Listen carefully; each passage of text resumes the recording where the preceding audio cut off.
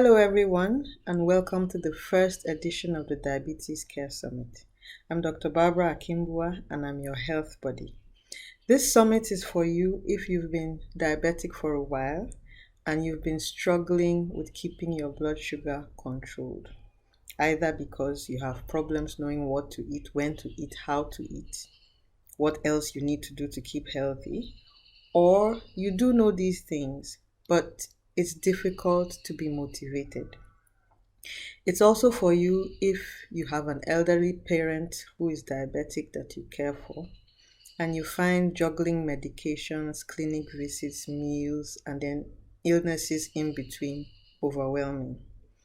Or you're a beautiful married woman and all you would love to have is a normal pregnancy and delivery.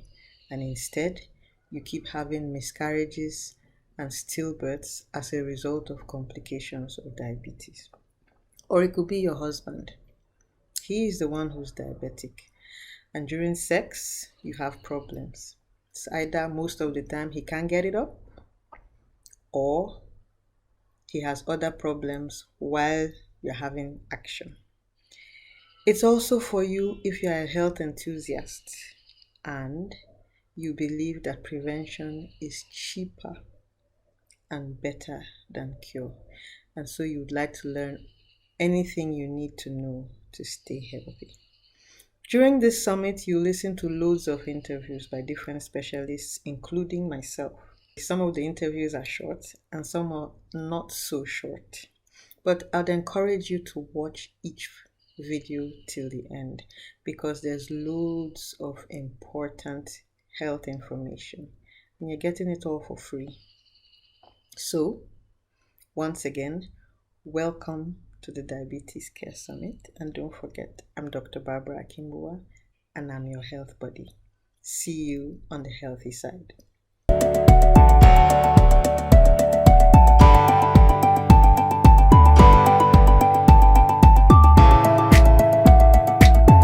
Today, we're going to be talking about everything you need to know about your heart and diabetes. A lot of the time, we see patients or we know people who have diabetes and who also have heart conditions. And for this reason, they need to see a specialist. And having diabetes alone is bad enough. Being told that you have another condition that requires going to see another specialist is like double wahala for the body.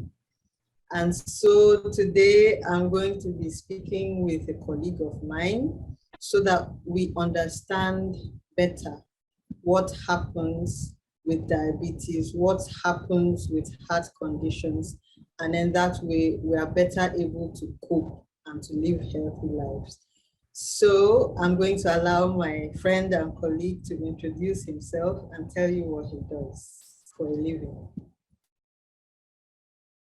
Good afternoon, everyone. Thank you, Dr. Barbara, for having me on your show. My name is Patrick Idoko. I'm a cardiologist, and I'm very passionate about cardiovascular care and about preventing premature deaths. Good. So what does cardiovascular mean? Since you've started with that, we know a cardiologist is a heart specialist or a doctor that specializes in diseases of the heart, but what is cardiovascular? Well, cardiovascular has to do with the heart and the blood vessels. So the blood vessels are also connected to the heart. When the heart pumps blood, the blood will have to move through the blood vessels. And so basically the diseases that affect the heart and those that affect the blood vessels, like stroke, we put them together to call them as cardiovascular disease because they are interrelated. So stroke essentially is a vascular disease, and the vessels are connected to the heart. So basically, together, heart diseases and blood vessel diseases combined together, we call them cardiovascular diseases, and they are the leading cause of death worldwide. Okay, so I'm happy to hear also that you are interested or passionate about reducing deaths from heart and blood vessel diseases, which is Absolutely. really why we're doing this. So, what is the commonest reason why a patient with diabetes will have to see a cardiologist? Why do they come to you? It's important to note that diabetes is a very strong risk factor for cardiovascular disease or for heart disease. So yes, there are over 400 million people living with diabetes in the world. And every year, about 1.5 million people die from diabetes, directly related to diabetes every year. And majority of these deaths are from heart or cardiovascular diseases. So the leading cause of death in diabetes is also heart disease. So because of that, and the effect that diabetes has on heart and blood vessels, it's been said that diabetes is a heart disease. Diabetes is a cardiovascular equivalent. So diabetes is a heart disease. Generally, that's how we say it now. And even there are some drugs that they use for diabetes now that we even use to manage heart failure. So the field of diabetes and heart disease, they are related. So if you are a diabetic patient, then we need to be checking your heart alongside your blood sugar, because that's where the devil is actually. That's where issues will come from. Okay, so what are the common conditions or heart conditions that you see diabetic patients for? Conditions that the kinds of diagnoses you make when someone with diabetes comes to you. What are the Okay, commonest in our environment? a lot of the patients that we see with diabetes, a lot of them also have hypertension as a comorbidity. And then a lot of them also have heart failure. A number of them have kidney disease, end-stage renal disease that eventually gets to affect the heart, presenting as heart failure. A number of them have myocardial infarctions or ischemic heart disease or heart attack, what we say. So basically, the commonest things we see them with is hypertension, heart failure, heart attack, kidney disease. By the time they start having kidney disease, most times their blood pressure is already going up too. And then some have peripheral artery disease. So you see some of them have wounds on the leg, and at times you have to cut the leg. So those are things that bring them to us, in addition to the other things that they can have. So it's as if diabetes affects almost every organ in the body from what Absolutely. from Absolutely. what from what you said. And because the cardiologist manages cardiovascular diseases, they get to see a lot of them because there seems to be some link between diabetes and then the heart, the blood vessels, and all those. So, can you explain what this link is? How does diabetes come first before the cardiovascular, or is it that it is not known? What links all of this together? Okay. Yeah. Diabetes and hypertension, diabetes and heart disease can be like, if you have diabetes over time, you have a number of things that happen. There's what we call chronic inflammation, which goes on in diabetes. And then there are also lipid abnormalities, like fat abnormalities that occur in diabetes. And then the sugar also, the chronic elevation, high persistent elevation in blood sugar. So all these things come together, interplay together to affect the heart and the blood vessels. So the chronic inflammation affects the heart, affects the blood vessels, contributes and leads to what we call atherosclerosis. So it will somehow lead to deposition of fat in the blood vessels, and they become stiff. They become thick, they don't open very well again. There's also there's also inflammation which affects the blood vessels, and then the sugar itself deposited in the blood vessels also. So all this will lead to blood vessel disease as it becomes stiff and thick and obstructed in some cases. Then it affects the heart, it increases the blood pressure. And so somebody who has diabetes might eventually end up having elevated blood pressure because of the effect of atherosclerosis generalized. And some patients who have hypertension in the first place, with atherosclerosis setting it, affecting where insulin is produced from called the pancreas, they can also develop diabetes after some time. So somehow they go hand in hand. Yeah, so you can have one which leads to the other, or you can The have, other way around. yes, the other way around. And the risk factors for them also are close, are similar. They're essentially the same risk factors. Family history, risk factor for hypertension, for diabetes, uh, physical inactivity, sedentary lifestyle, excess alcohol, excess smoking, or smoking as a whole. So all these things, this lipidemia, they are, so diabetes and hypertension share risk factors. Diabetes and heart disease share risk factors. So because of that, it's a cardiac, it's a cardiovascular equivalent. It's a heart disease. Diabetes is a heart disease. Okay, so basically, diabetes affects the heart and the blood vessels. Yes, it does And affect the blood vessels. yeah, It can do and to the eyes, the kidneys, yes, the brain.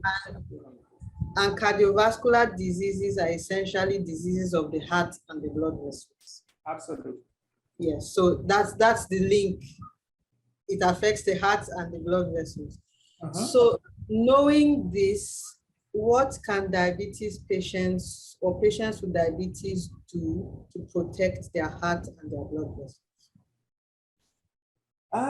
Absolutely. The first thing is that we have to know that we have diabetes. Patients or people who have diabetes have to know that they have diabetes. There are so many people who are moving around that don't know that they have diabetes.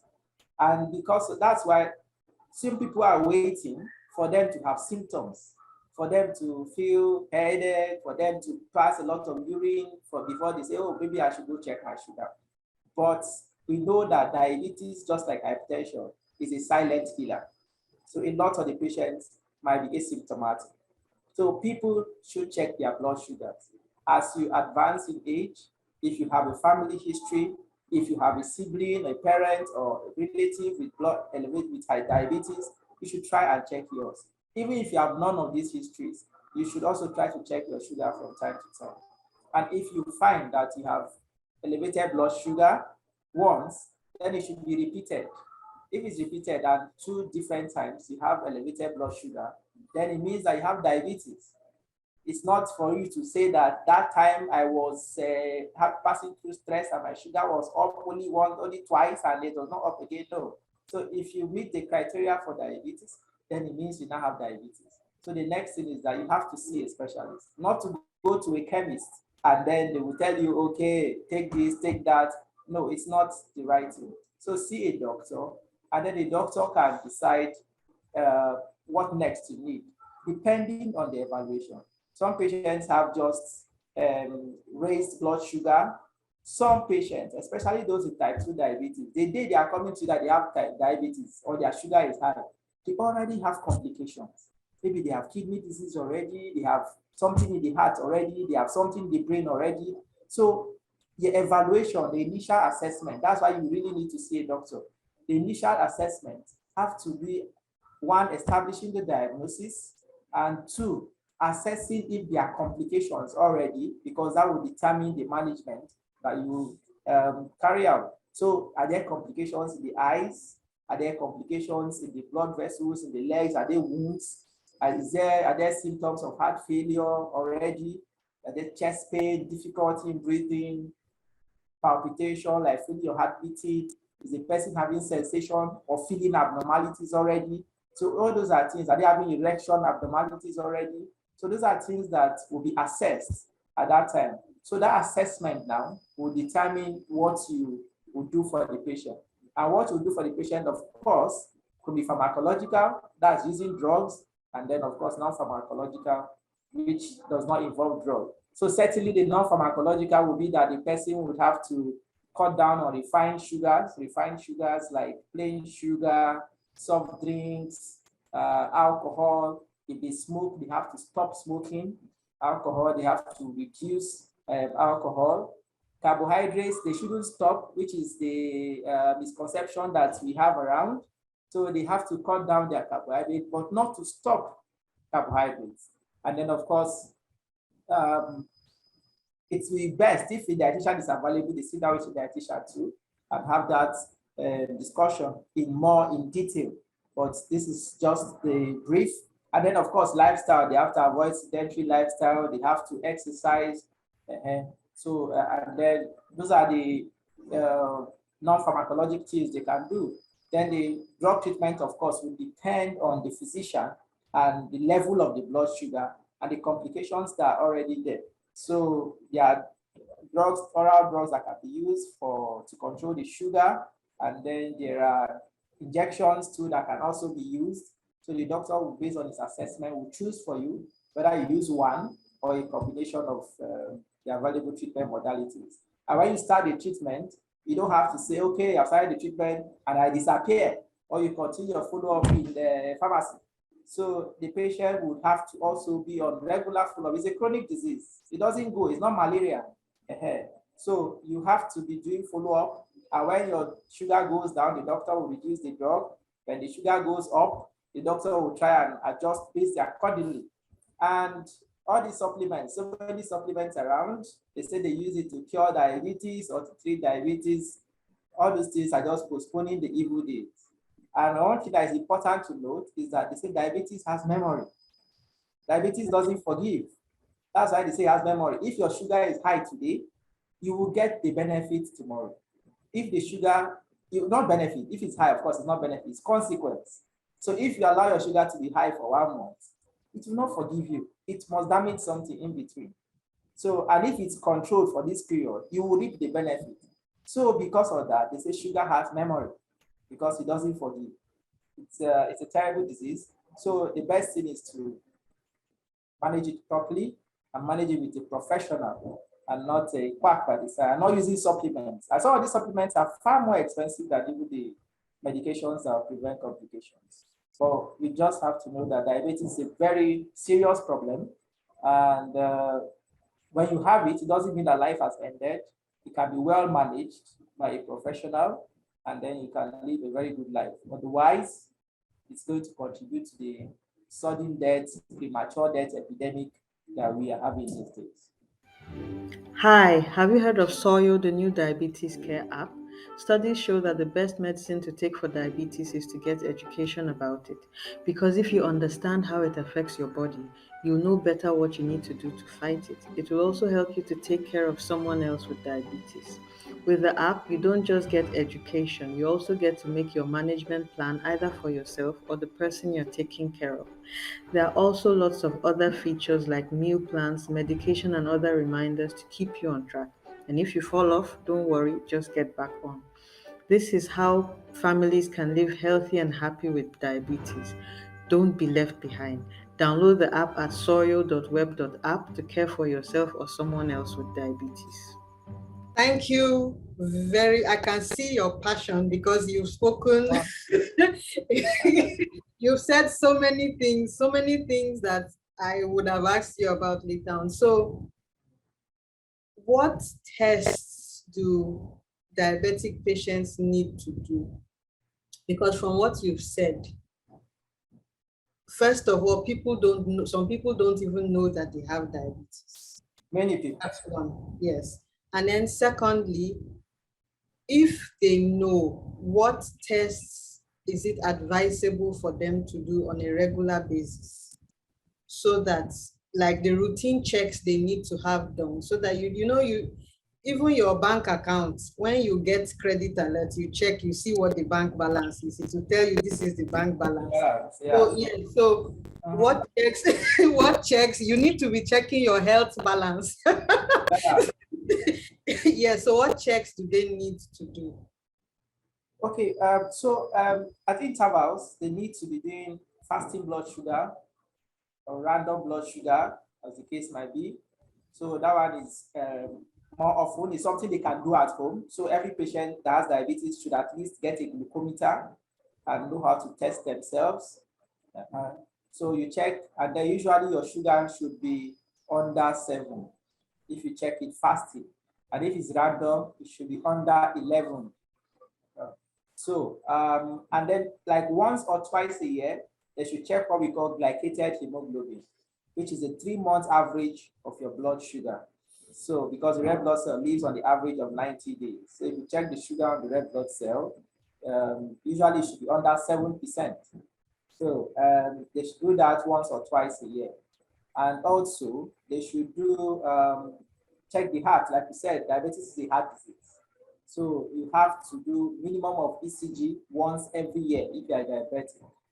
Yeah, and then if possible, you can also do an echocardiography, but at least the electrocardiography. Then they should do at least once a year. You have an eye check because diabetes can affect the eyes. Once a year, you should have urinalysis, check for albumin, protein in the urine, because it's usually a marker to diabetic nephropathy, which is disease of the kidney from diabetes. Yeah, and then they can do kidney function also once a year also. And of course, they should always examine their feet. Basically, those are things that can be done. Okay, yeah. So we've talked about what the diabetic patients need to do. Yeah. But that is for somebody that is already diabetic. Are there things that people can do to even prevent diabetes happen? Yes, or cardiovascular. So how do we prevent this disease? I think more people will be interested in prevention than treatment. Yeah, they say prevention is better and cheaper than cure. Yes. Yes. But yeah, emphasis has to be on prevention because a lot of money goes into treating these diseases and treating the complications when they do occur. That's money that can be channeled into economic development. So prevention is key. And one way we can prevent it, even though we know that life is nature and nurture, and some people are at risk, some people are already predisposed based on genetic composition and family history. But even if you are, there are things you can do. And number one, if you smoke, if people smoke, you have to stop. Smoking, you have to stop. Alcohol, you take a lot of it, you have to cut down. If a man is taking more than 21 units of alcohol or equivalent. What is 21 units? How do you measure? Yeah, yes. So a bottle of alcohol, it's about 3 units on the average. A bottle of alcohol is 3 units? Yes. So 3, yes. So if a man is taking more than 7 bottles of alcohol in a week, which is equivalent to 21 units in a week, then that's significant alcohol use. If a woman is taking more than 14 units a week, which is about 4 about 5 bottles a week. If you're taking more than that as a female, then that's significant and you can have issues from it. So okay, so I'm going to ask you a question now. So that's, we have come to prevention. Yeah. So we're talking about people that don't have diabetes or cardiovascular. Absolutely, yes. So what if a person has diabetes and the person wants to take alcohol? Are these limits still the same for them or not? If you have diabetes, you have to cut down. You have said alcohol, you have to cut down. These limits are the limits that establish the level at which what you are taking becomes significant. Yes, so if you are taking more than that, it's significant. But studies have shown that there's actually no safe limit for alcohol, and that the more you take, the higher your risk of having alcohol-related complications. And we have said that people who have diabetes should avoid refined sugars. And we know that the calories and sugar in beer and alcohol, they are refined. So alcohol is something they should cut down. But people could argue with you that beer is not sweet, so it doesn't contain sugar. No, that's not true. The number of calories in beer is a whole lot. The number of calories in beer is a whole lot. Yeah, so if you look at the side, look at the number of calories there. It's very, very high. And then, of course, there's sugar. We have complex sugars, we have simple sugars. There's sugar in beer, whether it's sweet or not. There's absolutely sugar, refined sugar for that matter. So, yeah. Good point. So now I've heard people say, doctors say red wine is better. So since they are no longer drinking beer, they'll drink only red wine. And because they feel that red wine is better, they feel they can go to town with it. So is that true? What is the safe limit for red wine? Well, basically, even if you say red wine, it's alcohol. So you have to look at the percentage. I have some patients who come and they say they take 48% a bottle of, they don't take beer, but they take they take something that is like 40 something percent, 30%, that's spirit. And so the quantity of alcohol inside is even a lot more than the person who is taking beer. Yeah. So yes, some studies have shown that some level of alcohol would increase the HDL cholesterol, which is the type of cholesterol that protects the heart. Aha. Um, but but then you have to tailor the patients. There are patients that take a lot of alcohol, that alcohol is already beginning to affect the heart, that begin to have what we call alcoholic cardiomyopathy. For those patients, we don't talk about cutting the alcohol, we talk about cessation of alcohol for them, because those ones, the only way that heart can begin to recover, if alcohol is beginning to affect your heart, dilating it, is for you to cease taking alcohol.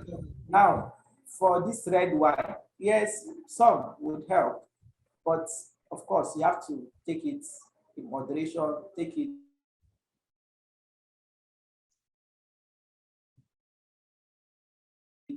It's not something you take much. That's why, and if you take so much of red wine, you know that red wine has uric acid, it has purines.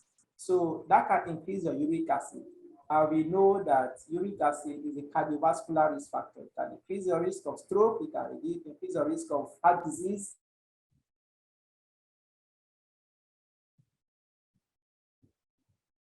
heart attack. Another issue also, that if a diabetic person comes, you want to also check the uric acid level. So, and if it's high, we have to give you something for it. And we also tell you to cut down red meat and cut down red wine and all that. So, it's not something that you go to town with.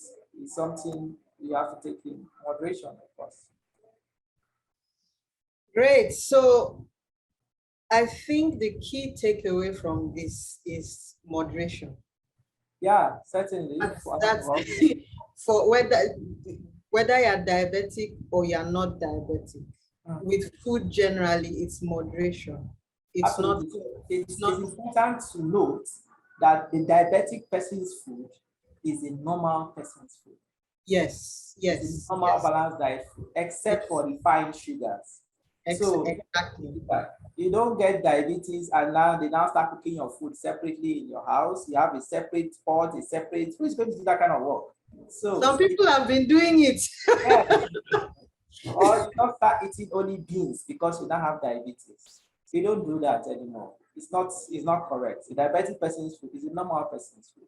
So a balanced diet, a healthy diet is what a diabetic person needs. So back to that prevention we are talking about. We talked about alcohol, which people should cut down. We talked about tobacco, which people should cease. Yes. We need to get more active. We need to get more active. We are sedentary a lot these days, and that is fueling the rise, the epidemic of cardiovascular disease, the epidemic of diabetes. Yeah. So people need to get more active. We need to exercise more. The recommendation is to do at least 30 minutes every day, 5 times a week. That's about 150 minutes of brisk exercise in the week. So we need to get more active. We need to exercise more. We need to be less sedentary. And people need to lose weight. There's an epidemic of obesity. And some people will say that they are not very fat, but they have truncal obesity. The abdomen, the tummy is very big. So that also is a problem on its own. So we have an epidemic of obesity, and that's driving the rise in diabetes and driving the rise in hypertension and heart disease. So some persons, if they lose weight, even their diabetes can even reverse if they lose a lot of weight. So weight loss has to come in, increased physical activity has to come in, cutting down alcohol, cutting down, stopping smoking. Yeah, basically these have to come in, and this will help to prevent, of course.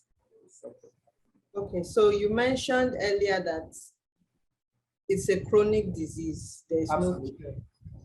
But there are many things that are touted now. You see diabetic tea, you see diabetic rice, you see cures advertised, this herb, that herb. Do they work? Well, Even for hypertension. I think that there are a lot of things going on because the environment is not regulated. So people are just exploiting people, and it's very sad. A lot of things. People do anything for money. I saw a patient the other day, and the patient came with something she saw on Facebook.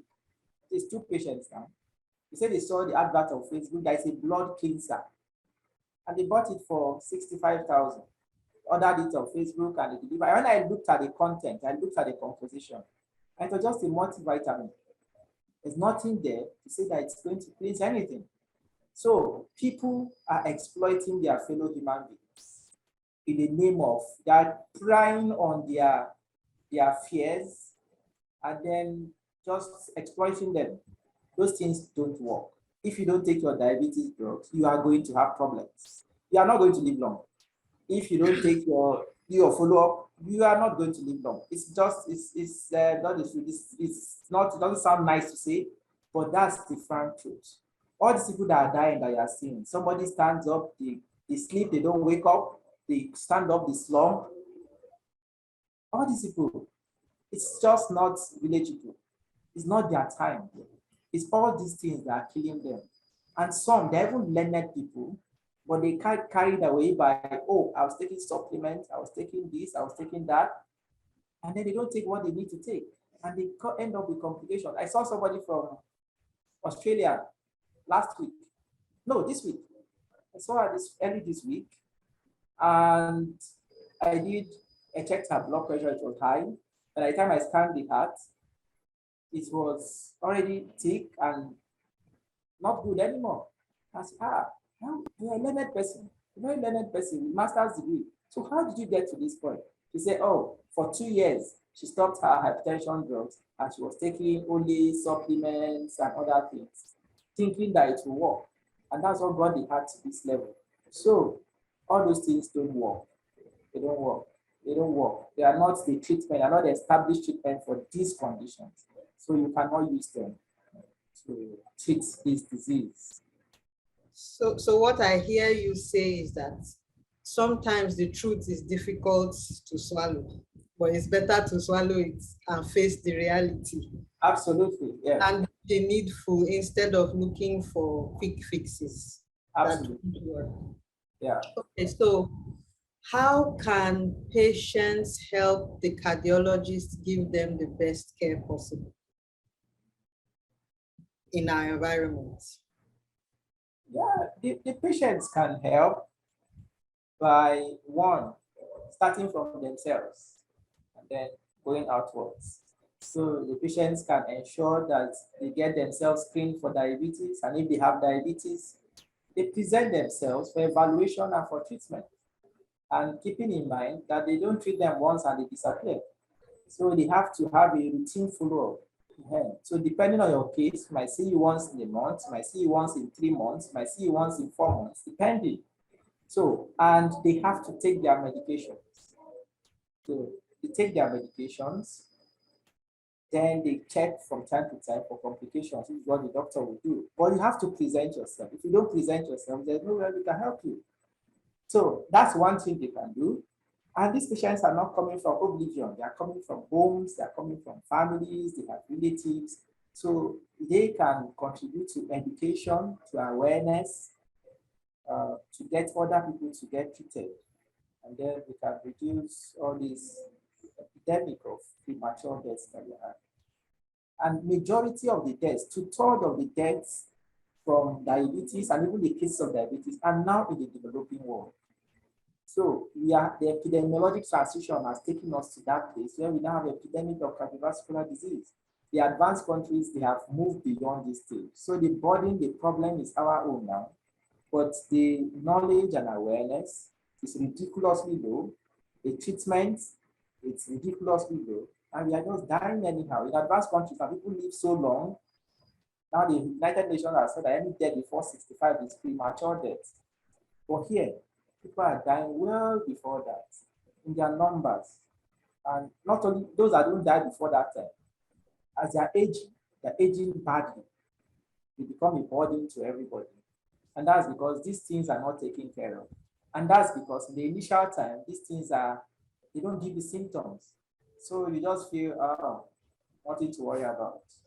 So, but if it doesn't kill you before you're 65, by the time you're getting there, it probably has incapacitated you with stroke or with something.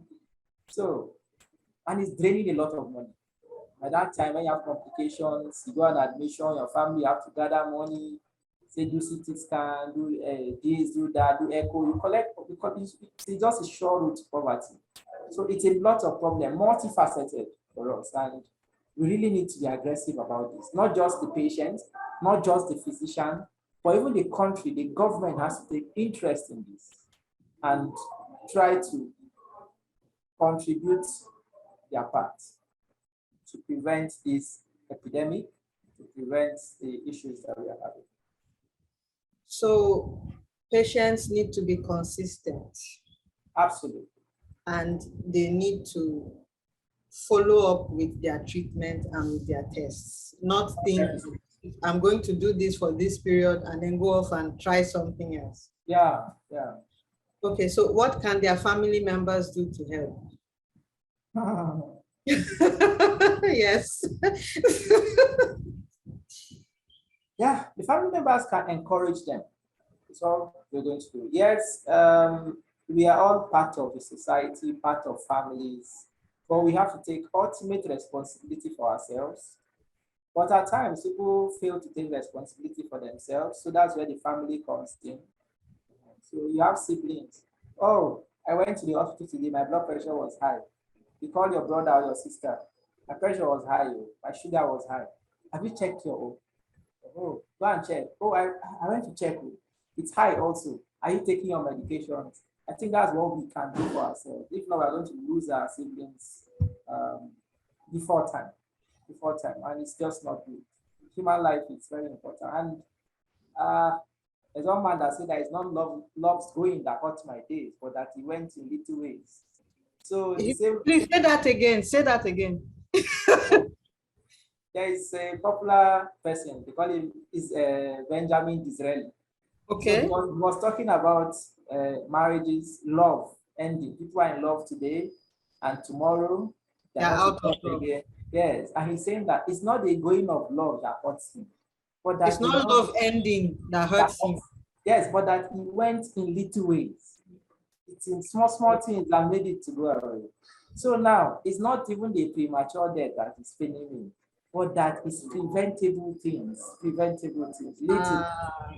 to the death. So just the analogy, that's what I mean. So it's not even the complications, the stroke, the death, but that these are even preventable. Preventable things. It's painful, makes it more painful. So we should be our brother's keeper. 100%. Love your neighbor as yourself, or love your brother as yourself, and look out for each other. Absolutely. I love that. So the final question, if there was one piece of advice you would give anybody with diabetes, what would it be? It's difficult to choose one piece of advice. Okay, choose what you want. Since you can't choose only one. Okay, but what I would want to say is that if you are diabetic, you can still live a very good life, live a normal life, and attain all your ambitions. But all this will only be possible if you have your diabetes under control with both pharmacological and non-pharmacological methods, with drugs and without drugs. So I would want to know that people who have diabetes are normal human beings and can become anything they want to become, but they should have it under control so they can live long enough and they can live well enough. But there's help, and they should make themselves available to receive help that is there and that keeps evolving by the day. Thank you so very much, Dr. Idoko. So we've heard it all. Diabetes is beatable, it is curable. All we need to do is man up and face the challenges. And our families are always in Africa, we are very family oriented. Be our brother's keeper, look out for each other. Prevention is better than cure. And cheaper. Cheaper, I will borrow the saying that he gave, that it is not it is not the loss of love that is the problem, or it is not the, it is the fact that it is the preventable things that are killing us. Yeah.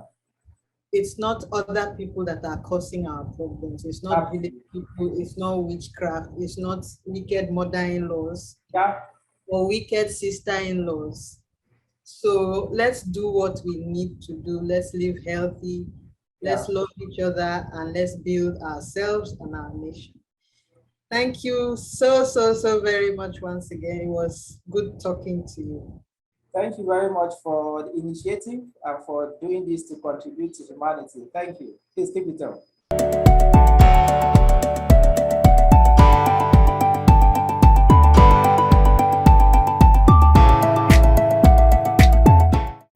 I'm glad you took my advice and watched the video till the end, and I hope you learned a thing or two.